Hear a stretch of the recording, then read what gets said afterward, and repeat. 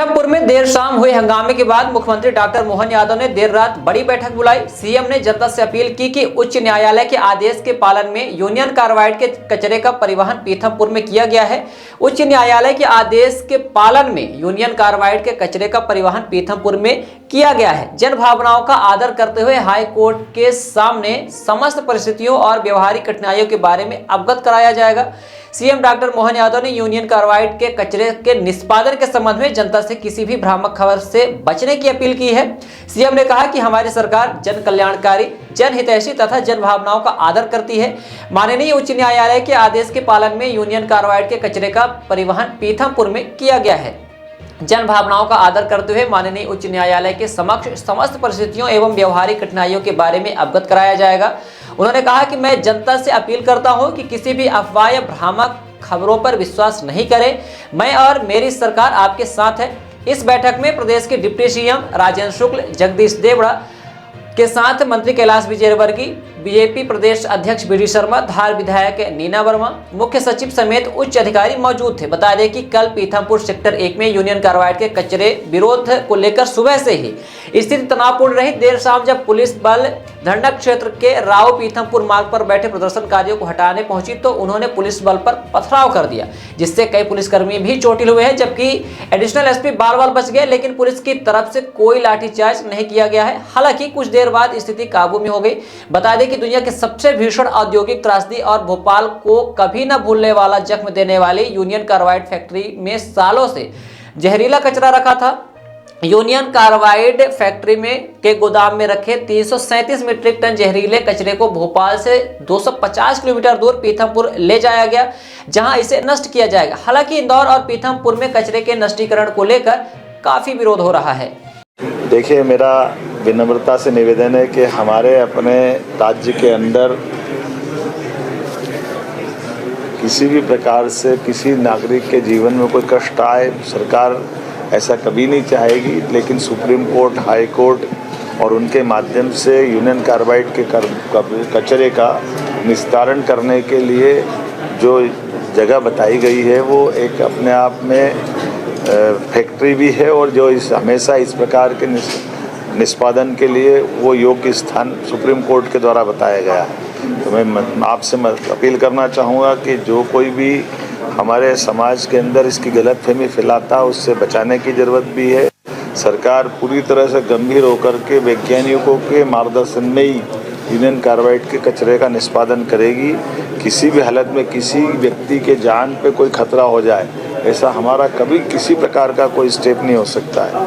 इसलिए कोई गलतफहमी फैलाए, इसके चक्कर में नहीं पड़ना है, हमको सावधानी रखना है। सरकार के उच्चतम न्यायालय ने जो निर्देश दिए, उस निर्देशों के परिपालन की दृष्टि से जो हो सकता है हम सब उसी प्रकार से ही आगे बढ़ रहे हैं। अभी तुरंत कचरा जलाने का निर्णय भी नहीं किया गया है, कचरा डंप किया गया है, लेकिन योग्य प्रकार से वैज्ञानिकों के और कोर्ट के मार्गदर्शन में ही हम लगातार बढ़ रहे हैं। इसलिए इतना हमको ध्यान रखना कि सबका जीवन मूल्यवान है, किसी भी व्यक्ति का कोई गलत कदम ना उठाए।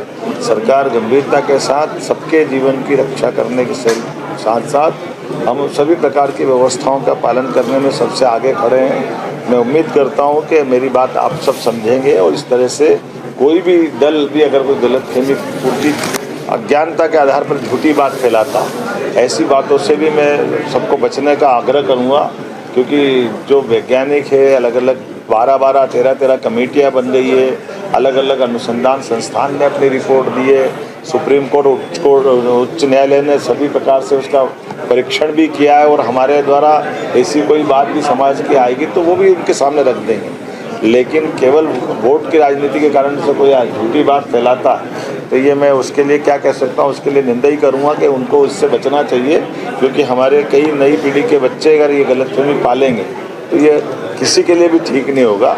मैं एक बार फिर यूनियन कार्बाइड की वो भयानक त्रासदी याद करो, यही त्रासदी अतीत के कालक्रम में उन सत्ताधीशों को याद दिलाएगी जिनके शासनकाल में ये हुआ था, और उनके दल के लोग अगर ये गलतफहमी फैला रहे हैं तो आज 40 साल बाद भी अगर वो इससे बाज नहीं आ रहा है, तो मैं उम्मीद करता हूँ कि वो इस घटना से सबक ले लें कि कम से कम वैज्ञानिकों पे भरोसा करे, सुप्रीम कोर्ट और कोर्ट पे भरोसा करे और सरकार उसके साथ खड़ी है, ये मैं आपको बता रहा सर्व सुविधायुक्त नेशनल हॉस्पिटल समान तिराहा रीवा में अब कैंसर का सफल उपचार और ऑपरेशन की सुविधा उपलब्ध है। हमारे यहाँ मिल रहा है आयुष्मान भारत निरामय योजना का लाभ। आयुष्मान जन आरोग्य योजना के तहत सभी प्रकार के मेडिक्लेम की सुविधा उपलब्ध है।